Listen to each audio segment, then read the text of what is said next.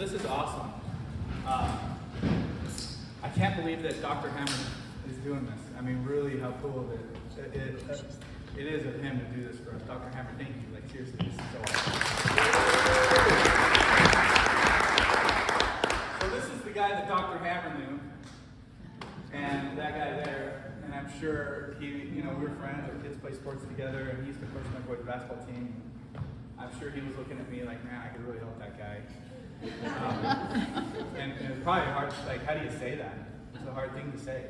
And sometimes that can be offensive. But I was actually complaining to him about some health issues I was having. I was back east, just being big. I was over 300 pounds. I was NFL offensive lineman size, pushing 310. And I was back east traveling, and woke up one morning, or like 2 o'clock in the morning, and my leg felt like it had exploded. I didn't know what it was. And then it started swelling, and it kept swelling, and it kept swelling, and then went down to my knee, and it kept swelling, and it was swelling my thigh, and I'm like, oh my gosh, I'm gonna die. And so I call up the medical clinic where I was, and they were like, we can't help you. You're not. I was doing my MBA at Yale, and Yale Health is pretty cool medical place, right? And I'm like, they could surely help me. And they're like, you're gonna have to come into the emergency room. But people in my class at 8 a.m., they just happen to be doctors. And I'm like, you know what? It's gonna be a lot faster for me to get in with them than it is to wait around the emergency room. So I went and talked to them. But that wasn't a big scare. I wasn't sure if I had a blood clot, and I wasn't sure if I'd be able to fly home. I wasn't sure. I had no idea what was going on. My leg was so tight. It was so big. It was like a watermelon. You could tap on it like a watermelon. And there was just a lot of fluid going in my leg. And we never did figure it out. But I'm sure it was tied to the stuff we're talking about. All the stuff that you see there, literally every single thing on that chart I had. Some of it I still deal with. But this picture right here was a year ago this week. I went into Dr. Hammer's office end of June. I think we were talking about some of my health stuff probably around this time. At the track last year. Yeah, which was this exact time. So I knew I had about 6 weeks to meet with him to get ready. I didn't want to. How many guys, before you went and met with Dr. Hammer or any doctor, you actually spend a little bit of time getting healthier before you go meet him? I had 6 weeks. So the stuff that I'm going to share with you, just some of the stuff when I went and saw him. So this was after even 6 weeks, knowing what was coming, so I had 6 weeks to prepare. So I imagine some of the results were even worse. But my insulin, there you go, June 29th was 18.2. Pretty bad. Is that bad? And that's 6 weeks of. According to Dr. Pittman, anything above 6 is no point. Right. I was 18, and I imagine with 6 weeks of prep, I probably was in the 20s. Right. That's a really sick person. If you look at my eyes here, like just, I can't even open my eyes. That's someone. I had sleep apnea. My body just finally started breaking up on me. So my A1C was 6.2. So, what's A1C? It's a 3-month average. So I had 6 weeks to make it better. So it was probably diabetic range. And my estimated average glucose, even after those 6 weeks of eating healthy, I think I lost it before I even went and saw him, like almost 20 pounds. And my estimated average glucose was 131. And that's not a sign of good health. And it explains a lot of issues that I was having. And I'm sure a lot of you guys have been there. It's not a good place to be. Mentally, there's a lot of reasons you could probably say why I was there. But at the end of the day, it didn't matter how I got there, that's where I was and I needed to change it. And so, fast forward, show you a couple of other things. Before I get to that one, let me show you October. So basically from July to the 1st of October, so July, August, September, 3 months, my insulin went down to 7.4. Pretty good, right? My average glucose went down to 105 and my A1C went down to 5.3. Good job for you. through some of the things that I did to get there. We've taken blood stuff since. I think that yeah, this one was in February. The A1C was down to 5.3, but that was pretty low before too. My goal is I want to get my insulin under 5, which I imagine I'm probably pretty close to that since this one was in October. And my A1C also, I was surprised it was 5.3 because based off of my monitor that I've been wearing, I think my average, there was a period when I first did this blood test that my average over 90 days was like, my average blood glucose was like 79. And you talk about not having any spikes, it was just flat. And it was so boring. But I love this thing. I think it's a medical miracle that we have these things. If you were to ask me what diet I'm on, my friends would say, "Oh, you do keto," or "Oh, are you taking that drug that everybody's taking, Ozempic or whatever the other one is? Man, you lost so much weight so fast." And they're all focused on the weight. I'm focused on this stuff. But they see it and they just assumed I was on something. And that, not speaking bad about those that are on it, but it wasn't something that I was on. And I was really proud that we did it without medicine. And it really taught me that our bodies really are powerful. And you know what, maybe people do need that stuff, but at the end of the day, that I had to change some stuff about myself. And we're going to talk about some of that. And I'll try to hurry, I know it's getting late. So here's the picture, by the way. So this was us in New York last week with some friends. 86 pounds lighter.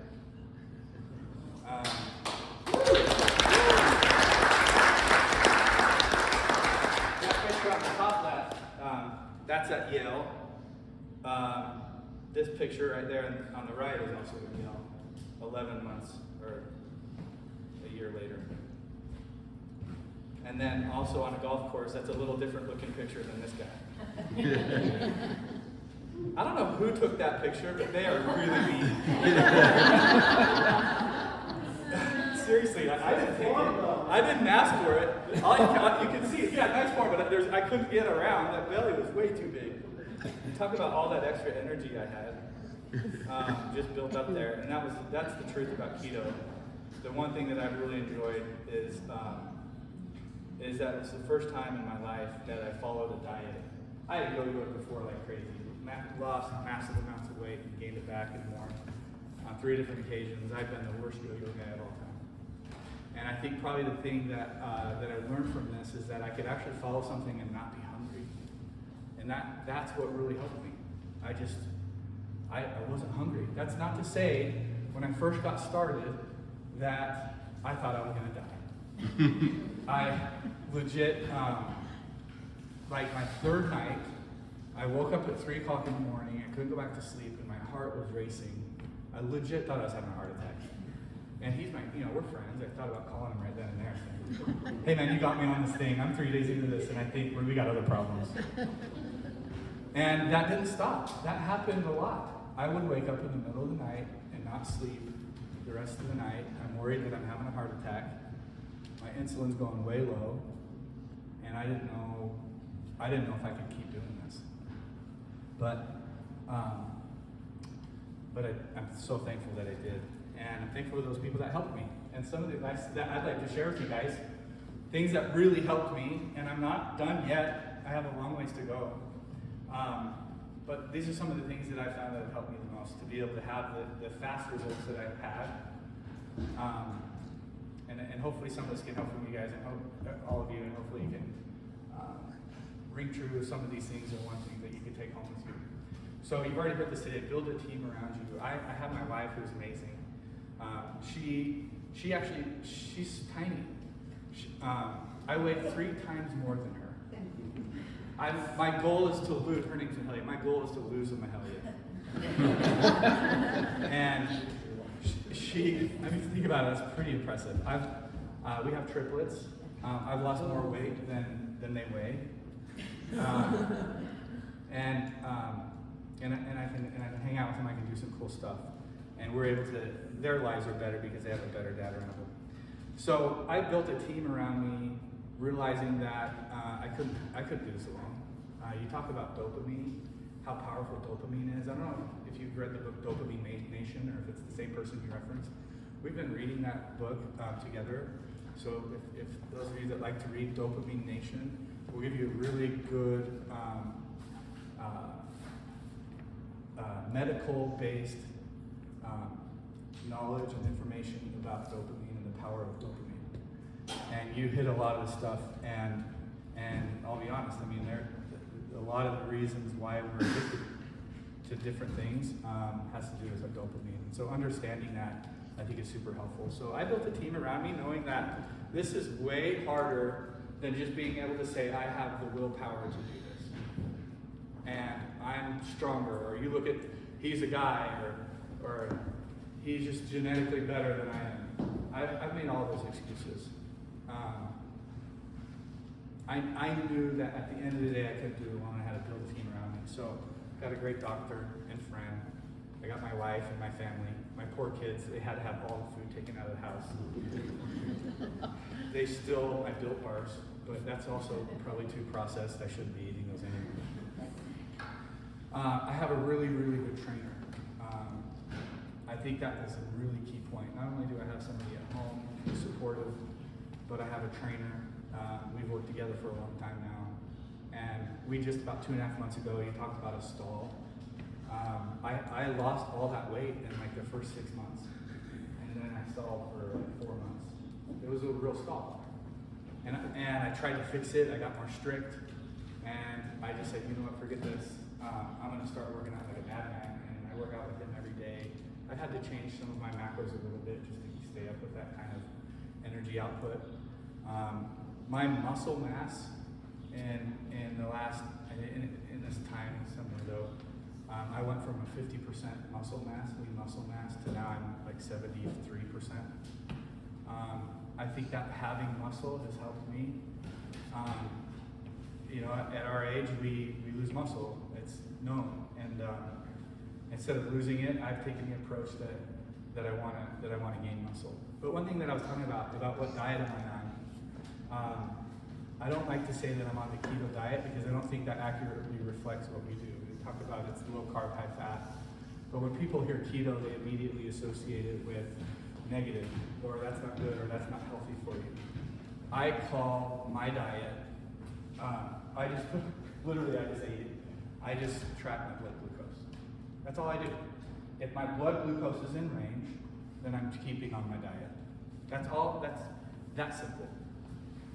Some of you will find that when you wear those, there will be things that spike your blood sugar that shouldn't. You wouldn't think they do. I love lemonade. Diet lemonade, I thought was awesome. Chick-fil-A diet lemonade spiked my blood sugar to like 250. It's diet lemonade. That was the one thing that I was like, holy cow, I cannot touch this stuff. Nothing since then has been able to spike it like that. But each of you are different. Your bodies are different. Your bodies will respond to different foods differently. And so that's why I like having that. I still wear it. I look at it every day. It's my favorite thing. That tells me if I eat a food that's new, whether or not it works for me. This food either works for my body or it doesn't. And if it spikes my blood sugar, then I don't eat it. Consistency. Early on, I think consistency is the key thing. I appreciate what some of the other people had to say about when you fall off the bandwagon, what do you do? I kind of talk about that on the next thing. Your most important meal is your next meal. Whether or not you eat a good meal this meal or a bad meal, what matters is the next meal. And if it turns into another bad meal or another bad meal, and then that's when you get into trouble. So whether or not you did good on this meal, you got to be thinking in advance, especially when you're a food addict. You got to be thinking, how am I going to get ahead of this addiction before it becomes a problem and I have that craving again? And as an addict, you got to be honest with yourself. I just had a great meal, or I just ate a cookie. Am I going to eat 4 more, or 7 more, or 8 more? And if I did, fine. But my next meal, I better be on track. And that's one thing that I've learned is my next meal is my most important meal. That's helped me to be able to stay consistent. I for sure have not been perfect at all. I have call them cheat meals or indulgence meals. I don't do them as much anymore because of that stall. I probably got away with it because I had so much weight to lose early on. I can't get away with it now. have to be a little bit more strict. Another thing that's super helpful to me is that I had to become an expert in my own body. I go to Dr. Hammer, I get my blood labs, but he sees me once every 3 months and now 6 months, and probably it'll be once a year, pretty soon. I have to be the expert in myself, knowing the foods that affect me, knowing what triggers an addiction response, or what triggers me to have a problem and want to go, overboard. A lot of people don't monitor their weight. I do. It's part of me understanding if I'm doing something wrong. Now, if I have a fluctuation a little bit, like 5 pounds, but I know that I'm eating right, great. Maybe there's some carb creep. Maybe there's something going on. I use the weight as a helpful tool to keep me on track, but it's not where my goals are set. But it's super helpful. I wear this watch that monitors a lot of stuff. It monitors my sleep. It monitors my heart rate. It monitors my burn calories in my workout. I know every single workout on average how many calories I'm going to burn. I know when I sleep at night, I know my oxygen levels because I had some issues with that before. I now have to count my calories where I didn't before. Just eating keto, I could get away not counting calories. And now I have to count them, now that I'm starting to get to the next level and I need to be a little bit more strict. And now that also I have to understand my macros, now that I'm lifting as heavy as I am and trying to gain some muscle while still trying to follow low carb, I've had to be very, very diligent in understanding what I'm putting into my body. I've also really enjoyed the educational part of what I do. I mean, part of it is I've already talked to you about having the monitors, but I listen to podcasts almost daily. If you're looking for some good ones, I'm sure you've heard of them, but we all know Dr. Bickman, he's quoted on this. He sat by me we had season tickets to BYU, and he was sat right in front of us. And I'd been following this, and I was like, man, do I say something to him? Like, it's Dr. Bickman, and I knew him, I talked to Hammer about it, and I had all my stats on my phone, and I'm like, should I show Bickman this? How amazing it is? And I'm like, he probably gets people talking to him all the time. So I didn't do it. Finally, I'm like, I got it. My wife was gone, so she was like not there to pull me back. And I go up to Dr. Bickman and I'm like, listen, I have to show you something. And I'm sure he was like, oh, you can show me. Like, he was this guy. And I pulled up my insulin, my freestyle insulin IQ stuff, type stuff. And I showed it to him. And he was so excited. And you'd think, hey, this guy, he just deals with this every single day. Here's just some rando that walks up to him, doesn't even go out of his office. I can't even drink his shakes because I'm allergic to eggs. I've been able to do keto without eating eggs. And he was really cool. He's like, no, here's how you do my shake without adding eggs. And he shared that with me, and he looked at my stuff. And it goes to show you guys like him and guys like Dr. Hammer and you guys, Rich, that are into this industry, that to see them genuinely excited to see some rando that they don't make money on have success has been super awesome. If you haven't heard of Huberman Labs, he's a Stanford professor. He does a podcast that's fantastic. That's been very, very helpful for me. A lot of stuff that we talked about today, he'll do a 4-hour podcast on that. And then I'm going to bust through the rest of these. You're never done. Don't think of it as a diet. Don't think of it when I hit my weight loss that I'm going to go do something else. The difference between me yo-yoing before and now is this is something that I'm committing to the long term. It just isn't something that I used to set goals and deadlines. Hey, when I hit 100 pounds, then I'm going to do something else. I don't know what I was going to do, but my goal was 100 pounds. I had to remove that from my vocabulary. That this was just who I am. Focus on the process is kind of what we're talking about, and not on the results. And the results will come as you implement the things into your life that you need to implement. As you implement that process, it gets a lot easier. It just becomes a part of your life. When you work out, how do you eat? What do you eat? I eat a lot of the same things every single day. It's pretty boring, but I like the food that I eat. I found foods that I really like. The mental training is as important as the physical training. When you're overcoming an addiction, when you're overcoming dealing with the physical desires of your body. That's not easy. You have to win the mental game. You got to plan in advance. I know some people pre-make their food a week in advance. I know some people plan with anytime before I go to a restaurant, I always look at their menu and I know exactly what I'm going to eat. That mental training is every bit as important as the physical training. The number one priority of every single day for me now is my health. It's literally the first thing I think of every single day. That's just the challenge of where I was and who I am. I have now had to make that my biggest priority, more so than work. At first, it was probably more so than my family, but at the end of the day, it actually was for my family. So by making my health my number one priority, in the process, my family became my top priority because I would be there for them. I was able to play my girls' daddy-daughter soccer game this week and actually play and not get tired or injured. Or injure somebody else. And that was super cool. And it was fun. This year, I got to go skiing for the first time in like 20 years. I didn't dare go skiing. You fall down and you're skiing, you're going to break something. And I did get hurt and had to go see Dr. Hammer about a knee injury I had. But those are the kind of injuries that are super awesome. And to be able to get out and mow my yard and to get out, I love that kind of stuff. And get down and bend over and do flowers. I hate that. I hated it before. It hurts so bad. As you all know, every single spring when you get down and plant flowers and do yard work, how bad it hurts. It was just something that I couldn't do in the past. And then the fact that I can do it now has been awesome. I'm better at work. I'm a better friend. I'm better at understanding other people and their challenges. Understanding that what this is not easy. It's hard. And it takes work. And it's going to be a game that's challenging. And that's why we go back to the first thing I said. It's so hard if you attempt to go at it alone, your odds of succeeding just go down significantly. And then at the end of the day, number 10, you got to take ownership.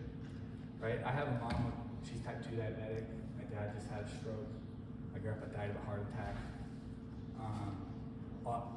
I'm the last of 8 kids, and I wasn't even the biggest kid in my family. And you'd be like, man, my family, my genes, man, it's their fault. I hurt my leg. I can't do this. Or my wife doesn't make very good food.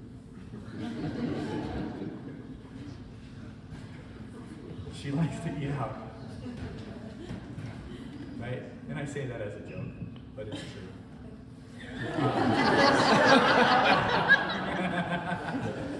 Right? You can get really good at blaming other people. We all do. And I had to stop relying so heavily on other people to do it for me. At the end of the day, I had to say, I'm going to do this myself. I'm not going to rely on anybody. Just screw it. No more blaming anybody. Or anything. I used to blame work a lot. I worked a really demanding job before I moved out here, where I was away from home every single day, 12 to 14 hours, and probably 5 to 10 nights a week in a hotel, while my wife was home raising triplets. And I was out eating at restaurants, getting fat.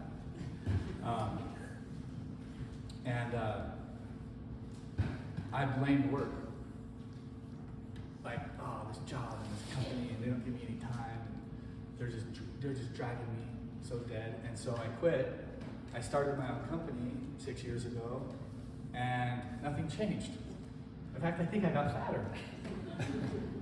It wasn't work. It wasn't that. It was that this was not my number one priority, and I had to take ownership. So I hope some of those things help you guys.